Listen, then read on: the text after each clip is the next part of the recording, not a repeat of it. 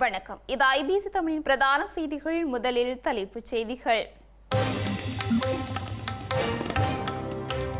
தமிழரசு கட்சியின் வீட்டு சின்னத்திற்கு வாக்களிக்க வேண்டும், தியாகராஜா பிரகாஷ் வேண்டுகோள்.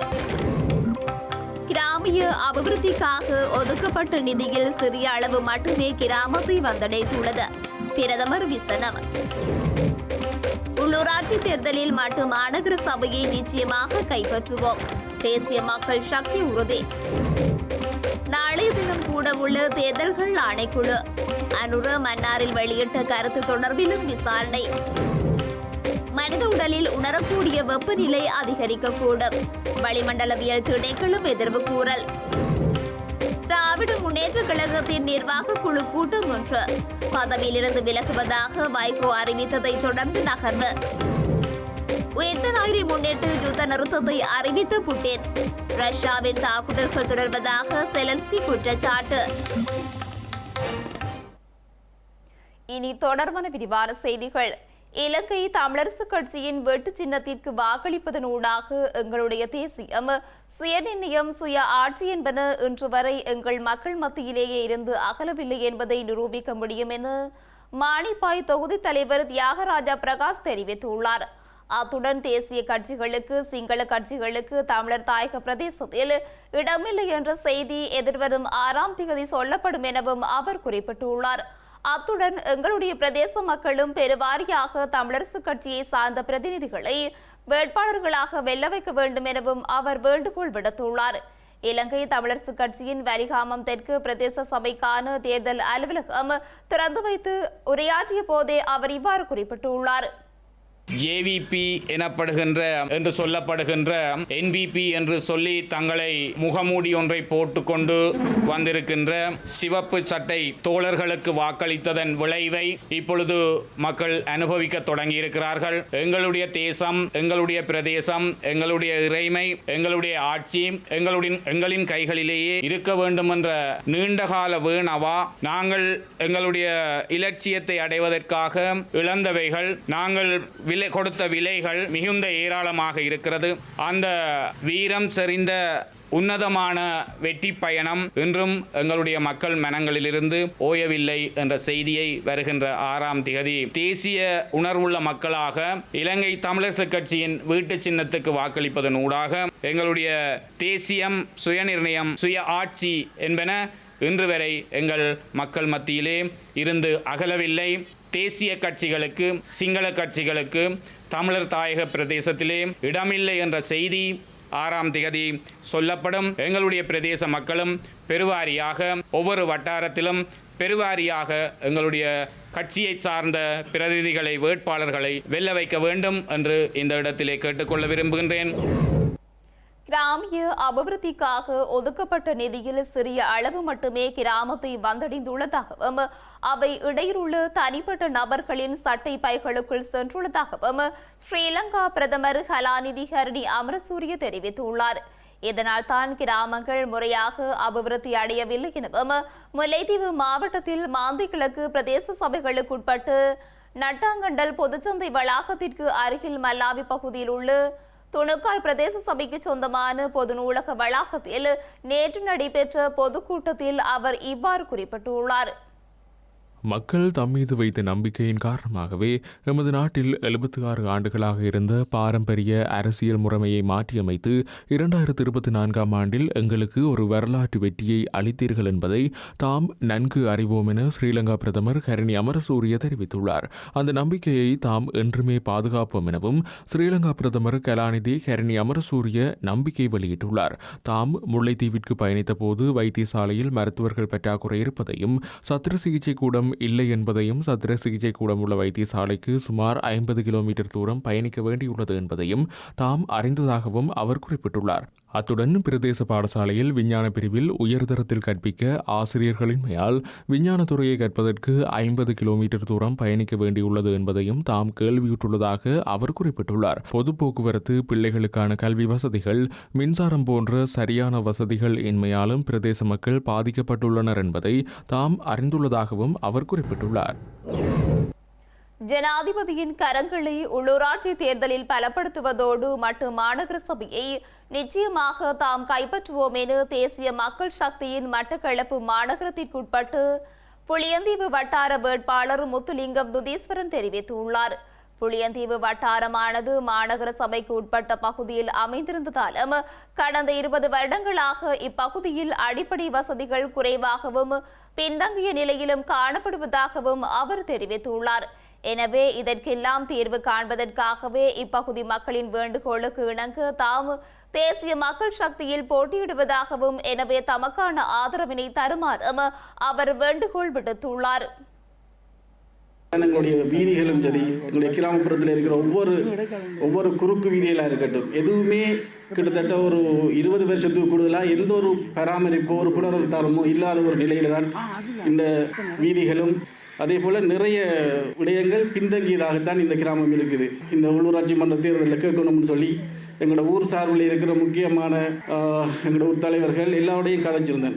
தேசிய மக்கள் சக்தியில் இணைஞ்சி இந்த எலெக்ஷனில் நாங்கள் வெல்ற பட்சத்தில் உண்மையாகவே இந்த ஊருக்கும் இந்த ஒரு கிராமத்துக்கும் பெரிய ஒரு எழுச்சி ஏற்படும் என்ற ஒரு விருப்பத்தில் தான் நான் இந்த எலெக்ஷனில் அனுபவத்தோடு நின்று இன்றைக்கு இந்த எலெக்ஷனில் நாங்கள் இந்த எலெக்ஷனை நாங்கள் வெல்லுவோம்.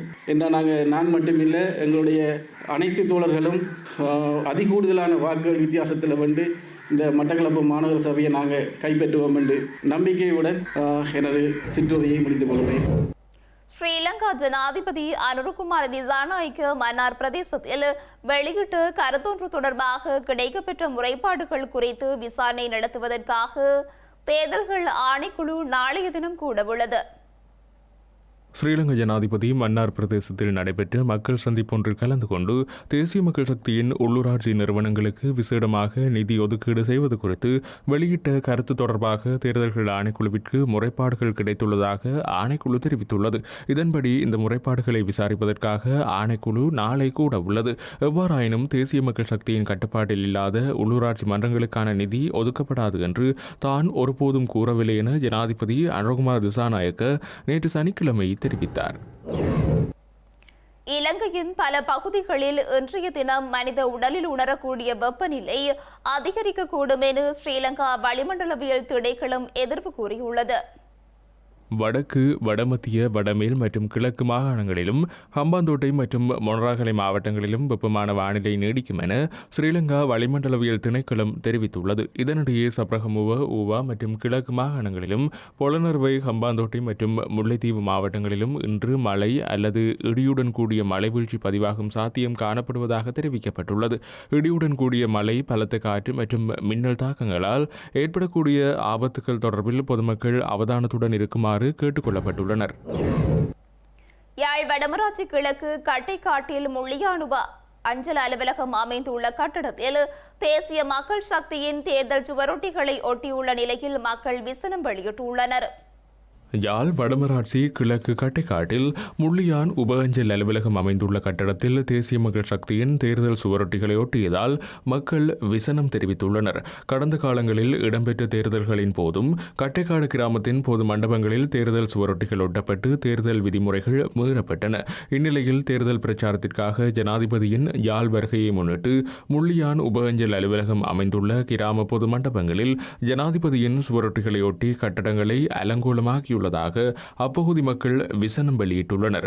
தேர்தல் விதிமுறைகளை மீறி பொது இடங்களில் அனாவசியமாக சுவரொட்டிகளை காட்சிப்படுத்துபவர்களை கைது செய்யுமாறும் காவல்துறையை குறித்த பகுதி சமூக ஆர்வலர்கள் கேட்டுக் கொண்டுள்ளனர். தேயிலை ஏற்றிச் சென்ற கனரக வாகனம் ஒன்று வீதியை விட்டு விலகி விபத்துக்குள்ளானதில் 3 காயமடைந்துள்ளனர். குறித்த சம்பவம் தொடர்பிலான மேலதிக விசாரணைகளை ஹட்டன் காவல்துறையினர் மேற்கொண்டு வருகின்றனர். ஹெட்டன் பொகவந்தலாவ பிரதான வீதியில் உள்ள நோர்வூட் சென்ட் ஜோண்டிலரி பகுதியில் தேயிலை ஏற்றிச் சென்ற கனரக வாகனம் ஒன்று வீதியை விட்டு விலகி விபத்துக்குள்ளாகியுள்ளது. வாகனத்தில் ஏற்பட்ட திடீர் இயந்திர கோளாறு காரணமாகவே குறித்த விபத்து ஏற்பட்டுள்ளதாக தெரிவிக்கப்படுகின்றது. விபத்தில் காயமடைந்த மூவரும் டிக்கோயா ஆதார வைத்தியசாலையில் அனுமதிக்கப்பட்டுள்ளதாக நோர்வூட் காவல்துறையினர் தெரிவித்துள்ளனர். குறித்த சம்பவம் தொடர்பான மேலதிக விசாரணைகளை ஹெட்டன் காவல்துறையினர் மேற்கொண்டு வருகின்றனர். சட்டவிரோதமாக இலங்கைக்கு கொண்டு வரப்பட்ட கொகைன் போதைப்பொருளுடன் வெளிநாட்டவர் ஒருவர் கைது செய்யப்பட்டுள்ளார். ஸ்ரீலங்கா சுங்க போதைப்பொருள் கட்டுப்பாட்டு பிரிவின் அதிகாரிகள் இன்று அதிகாலை கைது செய்துள்ளனர். கைது செய்யப்பட்டவர் 29 வயதான பிரேசில் நாட்டு பிரஜை என தெரிய வந்துள்ளது. அவர் 4 கிலோகிராம் 855 கிராம் எடை கொண்ட கொக்கைன் போதைப் பொருளை கொண்டு வந்ததுடன் அதன் மதிப்பு 240 மில்லியன் ரூபாய் என்று சுங்க அதிகாரிகள் தெரிவிக்கின்றனர். கொக்கைன் தொகை சுங்க அதிகாரிகளால் பறிமுதல் செய்யப்பட்டதுடன் சந்தேக நபர் அவற்றை அட்டைப்பெட்டியில் ஒட்டி அதன் மேல் கருப்பு காகிதத்தை ஒட்டி தலா 2 அட்டைகள் என 7 சிறிய பைகளில் அடைத்து பின்னர் ஒரு சூட்கேஸில் அடைத்து வைத்திருந்ததாகவும் சுங்க அதிகாரிகள் தெரிவிக்கின்றனர்.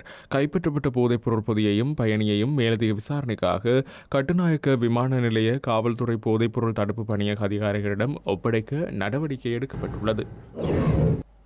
வைகோ தலைமையிலான மறுமலர்ச்சி திராவிட முன்னேற்ற கழகத்தின் முக்கிய நிர்வாக குழு கூட்டம் இன்று நடைபெறுகின்றது.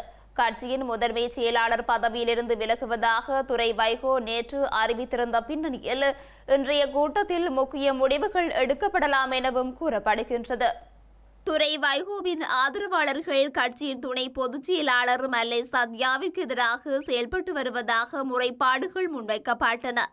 அண்மையில் திருச்சியில் நடைபெற்ற கூட்டத்தில் மல்லை சத்யாவை கட்சியிலிருந்து நீக்க வேண்டும் என தீர்மானம் நிறைவேற்றப்பட்டதுடன் பல்வேறு மாவட்டங்களிலும் மல்லை சத்யாவுக்கு எதிராக தீர்மானம் நிறைவேற்ற திட்டமிடப்பட்டுள்ளது. இதனையடுத்து இந்த விவகாரத்தில் தலையிட்டு கட்சியின் பொதுச் செயலாளர் வைகோ இதுபோன்ற தீர்மானம் ஏதும் நிறைவேற்றக்கூடாது என உத்தரவிட்டுள்ளார். அத்துடன் இதுகுறித்து கலந்தாலோசித்து முடிவெடுக்க ஏப்ரல் மாதம் 20ஆம் தேதியான இன்று தலைமை அலுவலகத்தில் நிர்வாக கூட்டம் நடைபெறும் எனவும் அறிவித்திருந்தார். இந்த நிலையில் மதிமுக தலைமையில் அலுவலகத்தில் நிர்வாக குழு கூட்டம் இன்று கூடியுள்ளது. இந்த கூட்டத்தில் பல முக்கிய முடிவுகள் எடுக்கப்படலாம் என்றும் எதிர்பார்க்கப்படுகின்றது. இந்த கூட்டத்திற்கு முன்னதாக அறிக்கை ஒன்றை வெளியிட்டிருந்த மல்லை சத்யா பொதுச் செயலாளர் வைகோவின் சேனாதிபதி தாமே என தெரிவித்திருந்தார். இதற்கு பதிலளித்து அறிக்கை வெளியிட்டுள்ள துரை வைகோவிற்கு மல்லை சத்யா மட்டும் சேனாதிபதி இல்லை எனவும் அவர் அவ்வாறு சொந்தம் கொண்டாட முடியாது எனவும் கூறியுள்ளார். மதிமுக முதன்மை செயலாளர் பதவியிலிருந்து விலகியதில் மாற்றம் இல்லை எனவும் துரை வைகோ கோரியிருந்த பின்னணியில் இன்றைய முக்கிய கூட்டம் நடைபெற்று வருகின்றது. உயிர்த்த ஞாயிறை முன்னிட்டு யுத்த நிறுத்தத்தை விளாடிமிர் புட்டின் அறிவித்தாலும் ரஷ்யாவின் தாக்குதல்கள் தொடர்வதாக உக்ரைன் ஜனாதிபதி விளாடிமிர் செலன்ஸ்கி குற்றம் சாட்டியுள்ளார். தாமும் இந்த காலப்பகுதியில் தாக்குதல்கள் நிறுத்துவதாக கூறியிருந்தாலும் ரஷ்யா யுத்த நிறுத்தத்தை கடைபிடிக்கவில்லை எனவும் அவர் குற்றம் சாட்டியுள்ளார். பிரித்தானிய நேரப்படி இன்று இரவு 10 மணி வரை 30 மணி நேர யுத்த நிறுத்தத்தை அறிவித்து விளாடிமிர் புட்டின் இந்த காலப்பகுதியில் தனது படைகளுக்கும் அனைத்து இராணுவ நடவடிக்கைகளையும் நிறுத்த உத்தரவிட்டுள்ளதாக தெரிவித்துள்ளார். இந்த போர் நிறுத்தத்தை உக்ரைனும் கடைபிடிக்கும் என விளாடிமிர் செலன்ஸ்கி குறிப்பிட்டுள்ளார். எனினும் சில இடங்களில் முன்னேறி வரும் ரஷ்ய படைகள் உக்ரைனுக்கு இழப்புகளை ஏற்படுத்தும் முயற்சிகளை கைவிடவில்லை எனவும் விளாடிமிர் செலன்ஸ்கி கூறியுள்ளார். இதன் மூலம் போர் நிறுத்தம் பற்றிய பொதுவான ஒரு தோற்றத்தை ஏற்படுத்த விளாடிமிர் புட்டின் முயற்சிப்பதாக அவர் குற்றம் சாட்டியுள்ளார்.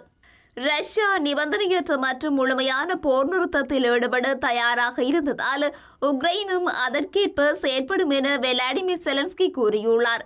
ரஷ்யா தாக்குதல்களை தொடுக்குமாயின் அதற்கேற்ப பதில் நடவடிக்கைகளை தமது நாடும் மேற்கொள்ளும் எனவும் அவர் குறிப்பிட்டுள்ளார். ஏப்ரல் மாதம் 20ஆம் தேதிக்கு பின்னரும் போர் நிறுத்தத்தை நீடிக்க உக்ரைன் தயாராக இருப்பதாகவும் விளாடிமிர் செலன்ஸ்கி கூறியுள்ளார். துரதிருஷ்டவசமாக விளாடிமிர் புட்டின் அறிக்கைகளும் அவரது செயல்களும் ஒன்றுக்கு ஒன்று முரணானவை என ரஷ்யாவின் ஜனாதிபதி வார்த்தைகளை நம்ப முடியாது எனவும் அவர் சுட்டிக்காட்டியுள்ளார்.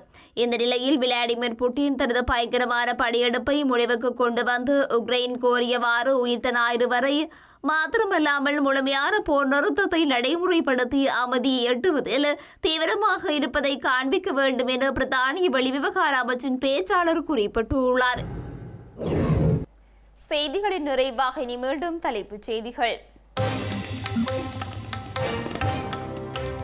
தமிழரசு கட்சியின் வீட்டு சின்னத்திற்கு வாக்களிக்க வேண்டும், தியாகராஜா பிரகாஷ் வேண்டுகோள். கிராமிய அபிவிருத்திக்காக ஒதுக்கப்பட்ட நிதியில் சிறிய அளவு மட்டுமே கிராமத்தை வந்தடைந்துள்ளது, பிரதமர் விசனம். உள்ளூராட்சி தேர்தலில் மட்டும் மாநகர சபையை நிச்சயமாக கைப்பற்றுவோம், தேசிய மக்கள் சக்தி உறுதி. நாளைய தினம் கூட உள்ள தேர்தல்கள் ஆணைக்குழு அனுர மன்னாரில் வெளியிட்ட கருத்து தொடர்பிலும் விசாரணை. மனித உடலில் உணரக்கூடிய வெப்பநிலை அதிகரிக்கக்கூடும், வளிமண்டலவியல் திணைக்களம் எதிர்வு கூறல். திராவிட முன்னேற்ற கழகத்தின் நிர்வாக குழு கூட்டம் ஒன்று பதவியிலிருந்து விலகுவதாக வைகோ அறிவித்ததை தொடர்ந்து நகர்வு. உயிர்த்த ஞாயிறை முன்னிட்டு யுத்த நிறுத்தத்தை அறிவித்த புட்டின், ரஷ்யாவின் தாக்குதல்கள் தொடர்வதாக செலன்ஸ்கி குற்றச்சாட்டு. இத்துடன் ஐபிசி தமிழின் பிரதான செய்திகள் நிறைவு பெற்றன. உடனுக்குடன் செய்திகளை அறிந்து கொள்ள IBCTamil.com என்ற நமது இணையதளத்தினை பார்வையிடுங்கள். வணக்கம்.